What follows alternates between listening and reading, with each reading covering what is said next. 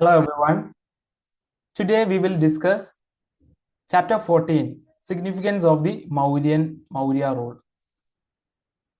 Chapter 14, significance of the Maurya rule.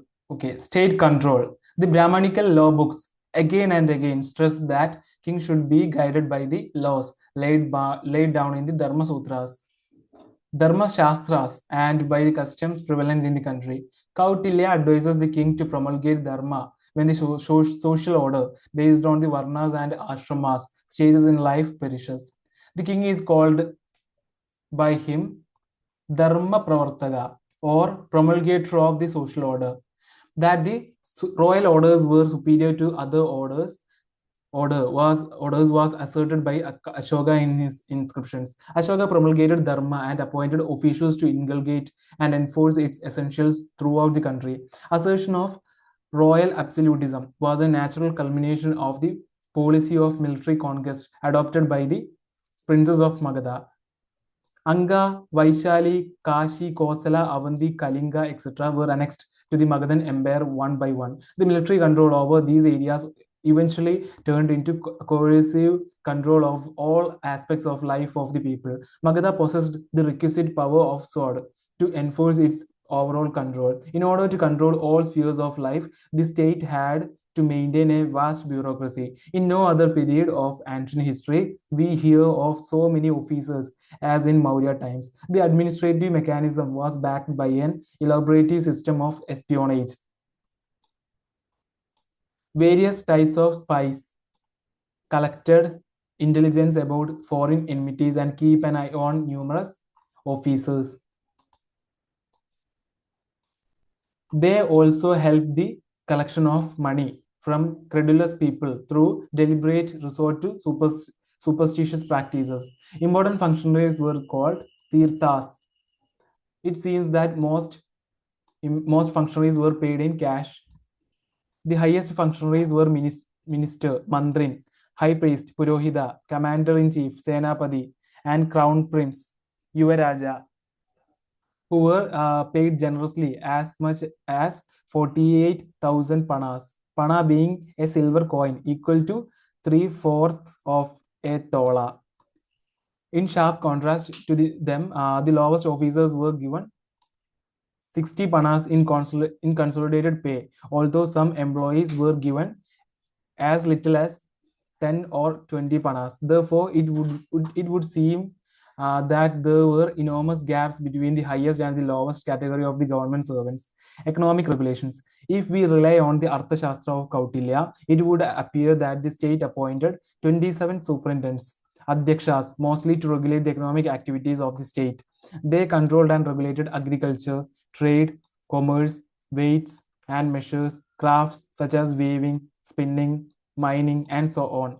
The state also provided irrigation facilities and regulated water supply for the benefit of agriculturalists. Megasthenes informs us that in the Mauryan Empire, the officer measured the land as in Egypt and inspected the channels through which water was distributed into smaller channels. If we think the Arthashastra of Kautilya, a striking social development of the Maurya period was employment of slaves in agricultural operations. Megasthenes states that he did not notice any slaves in India, but there is no doubt that the domestic slaves were found in India from the Vedic times onwards. For the first time in the Mauryan period, slaves were engaged in agricultural work on a large scale. The state maintained farms on which numerous slaves and hired laborers were employed. 150,000 war captives brought by Ashoka from Kalinga may have been engaged in agriculture. But ancient Indian society was not a slave society. But what the slaves did in Greece and Rome was done by the Shudras in India. The Shudras were regarded as the collective property of the three higher Varnas.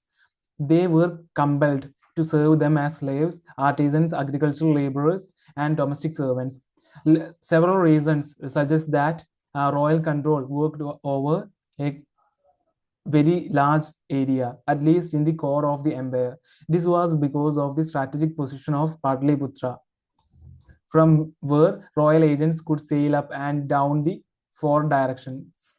Besides this, the royal road ran from Patliputra to Nepal through Vaishali and Champaran.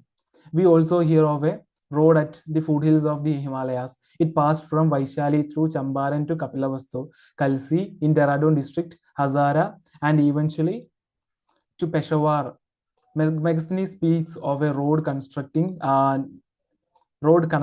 northwestern India with Patna. Roads also connected Patna with Sasharam, and from there they went to Mirzapur and central India. The capital was also connected with Kalinga by a route through eastern Madhya Pradesh, and Kalinga in its turn was connected with Andhra and Karnataka. All this facilitated transport, in which horses may have played an important part. Further, it seems that Maurya rulers did not have to deal with a large population. All, all told, their army did not exceed 650,000 men. If 10% of the population was recruited, the total population would not be more than 6.5 million.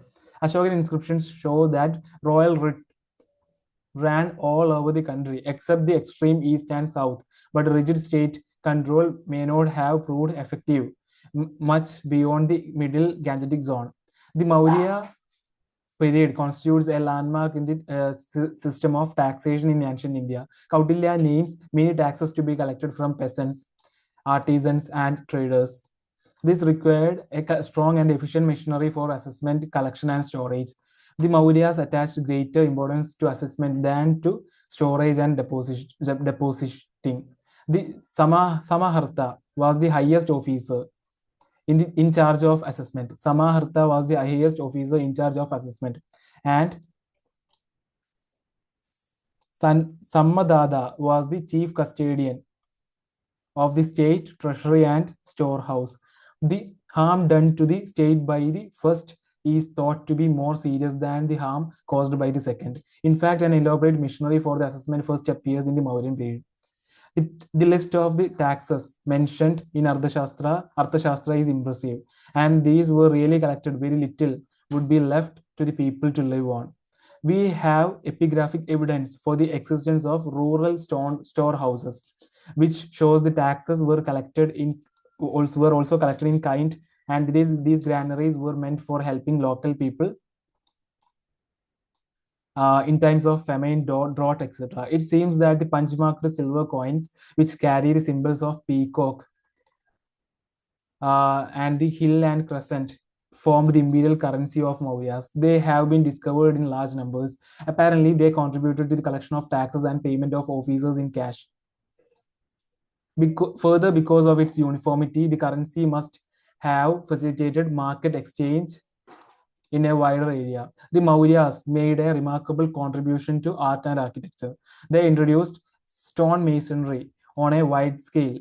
Megasthenes states that the Maurya palace at Padliputra was as splendid as that in the capital of Iran. Okay. Here, figure 14.1 shows Ashokan pillar, Lauriya Nandanagar. Okay. Fragments of the stone pillars and stumps indicating the existence of 80 pillared hall have been discovered at Kumrahar on the outskirts of modern Patna. Although these remains do not recall the magnificence of mentioned by the Megasthenes, they certainly attest the high technical skill attained by the Mauryan artisans in polishing the stone pillars, which are shining as northern black polished ware. It must have been difficult task to carry the huge blocks of stones from the quarries and to polish and embellish them when they were placed erect. All this seems to be a great feat of engineering. Each pillar is made of a single piece of sandstone.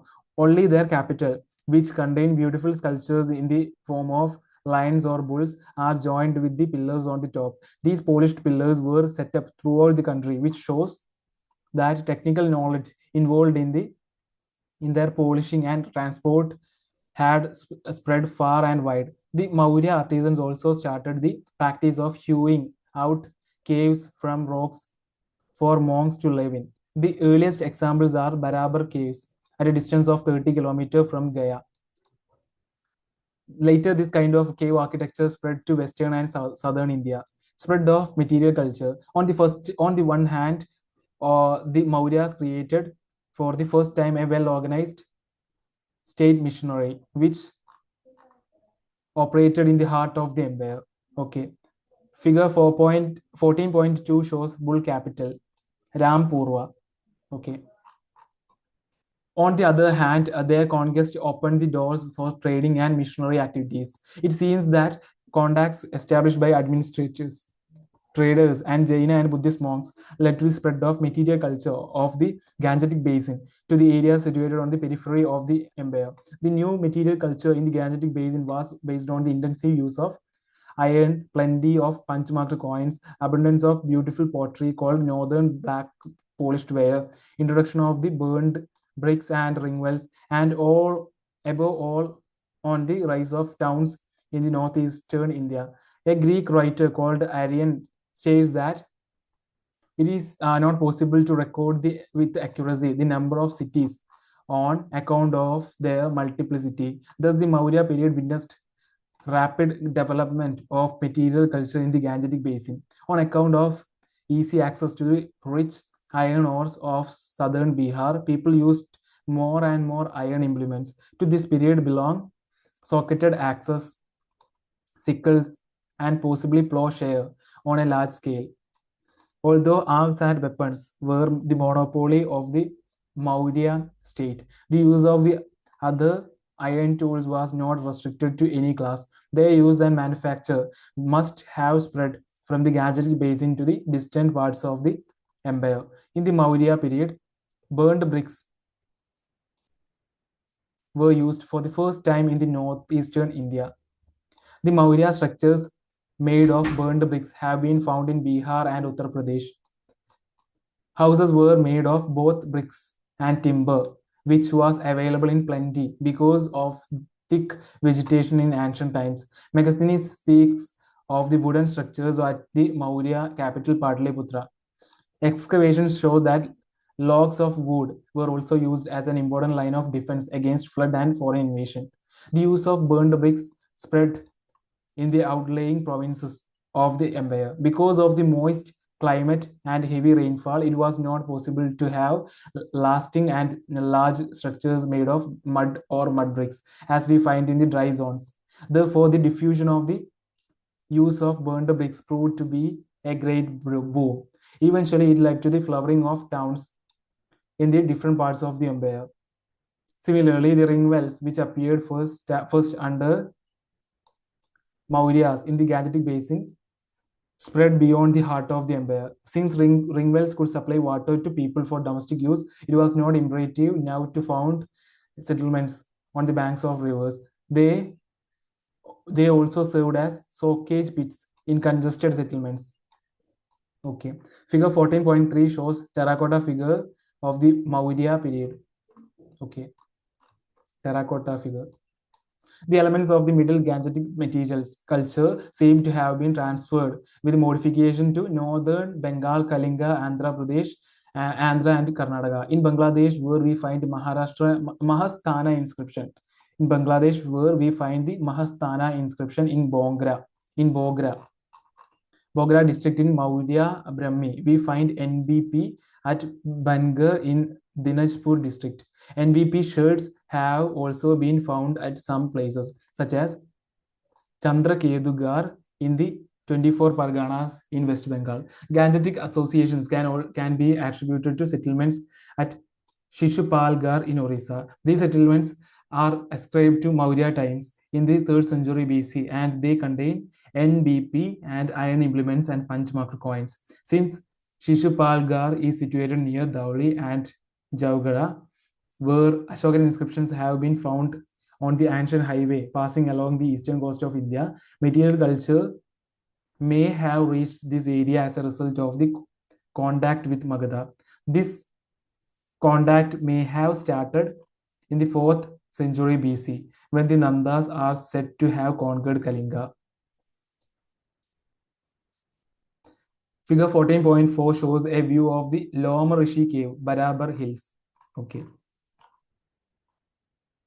but it deepened after the conquest of Kalinga in the 3rd century BC. Possibly as a measure of pacification after the Kalinga War, Ashoka promoted some settlements in Orissa, which had been incorporated into his empire. Although we find iron weapons and implements at several places in Andhra and Karnataka in the Maurya period, the advance of iron technology was the contribution of megalith builders, who are noted for various kinds of large stone burials, including those of a round form.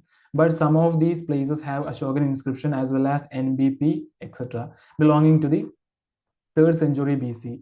Figure 14.5 shows ringed sock wells found at Ropar. Okay. For example, a few inscriptions of Maurya times have been found at Amaravati. The Ashokan inscriptions have been found at Iragudi in Andhra and several places in Karnataka.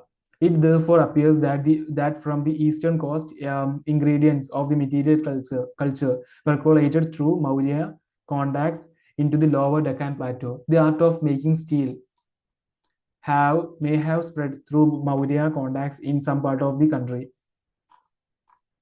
Steel objects belonging to about 200 BC or to an earlier date have been found in the Middle Gangetic Basin. The spread of steel may have led to the use of better methods of cultivation in Kalinga and created conditions for the rise of Chetty kingdom in that region.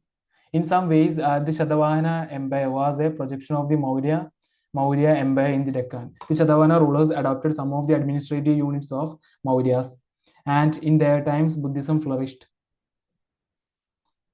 in the same manner as it did in the heart of the empire of Ashoka. The existence of inscriptions, occasional NBP potsherds, and punchmarked coins in parts of Bangladesh, Orissa, Andhra, and Karnataka from near about 300 BC shows that in the Maurya period, attempts were made to spread elements of the Middle Gangetic Basin culture in distant areas. The process seems to be in accord with the instructions of Kautilya. Kautilya advised that new settlements should be founded with the help of cultivators who were apparently Vaishyas, and with that of Shudra laborers who should be drafted from overpopulated areas in order to bring the virgin soil under cultivation.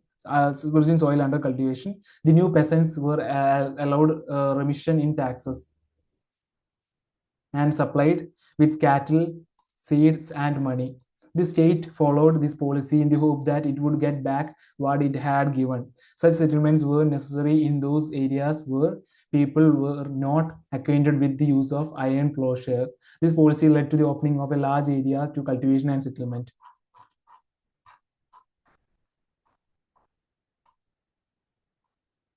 How far the Maurya towns facilitated the diffusion of the material culture of the Gangetic Basin into the tribal belt of the central India, extending from Chota Nagpur in the east to the Vindhyas in the west, cannot be said.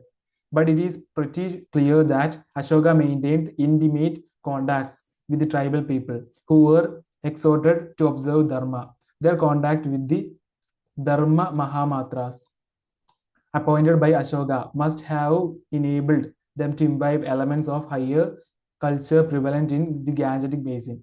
In this sense, Ashoka launched a deliberate and systematic policy of acculturation.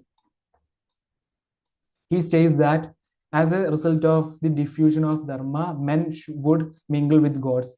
This implies that tribal and other peoples would take to the habits of settled tax-paying peasant society and develop respect for paternal power, royal authority, and for monks, priests, and officers who helped enforce this authority.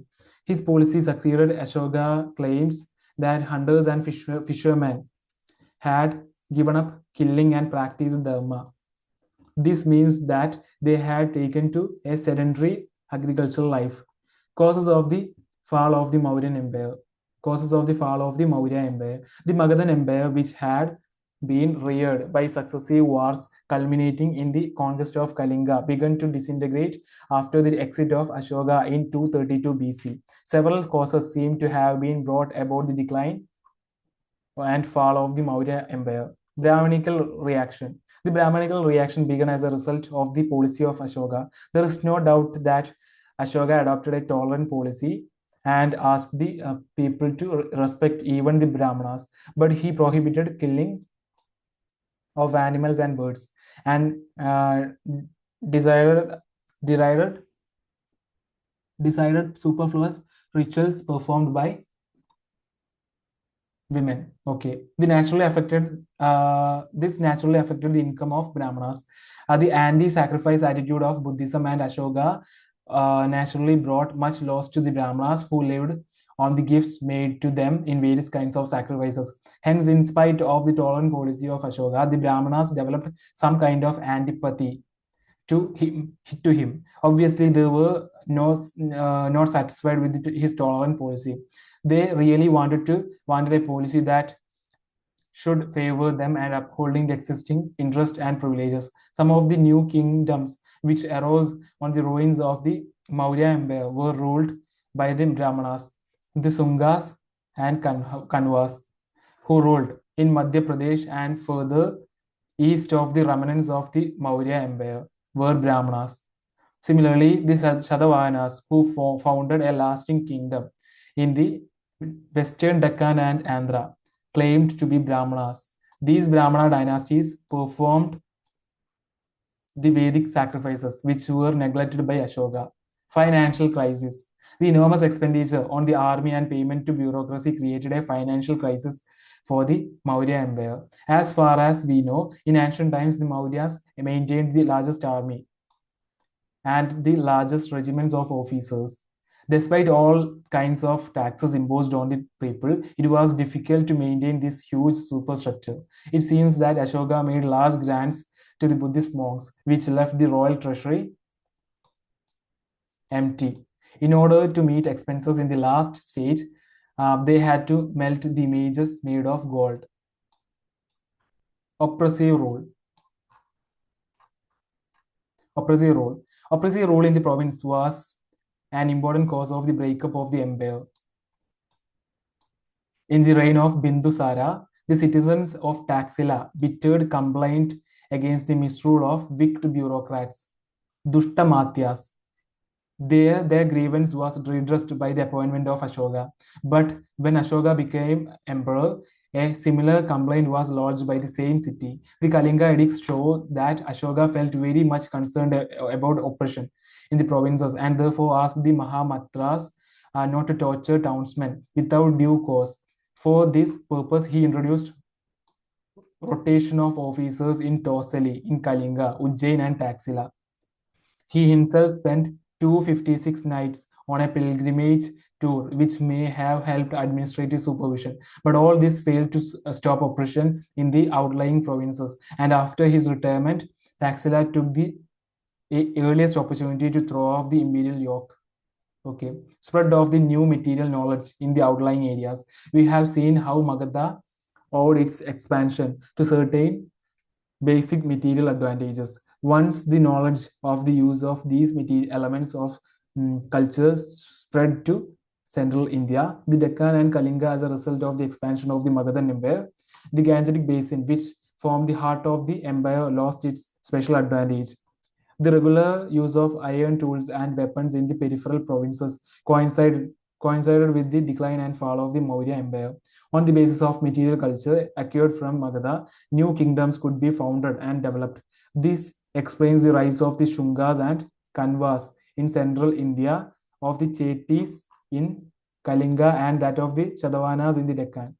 Neglect of the northwest frontier and the Great Wall of China. Since Ashoka was mostly preoccupied with the missionary activities at home and abroad, he could not pay attention to the safeguarding of the passage on the northwestern frontier. This had become necessary in view of the movement of tribes in Central Asia in the 3rd century BC.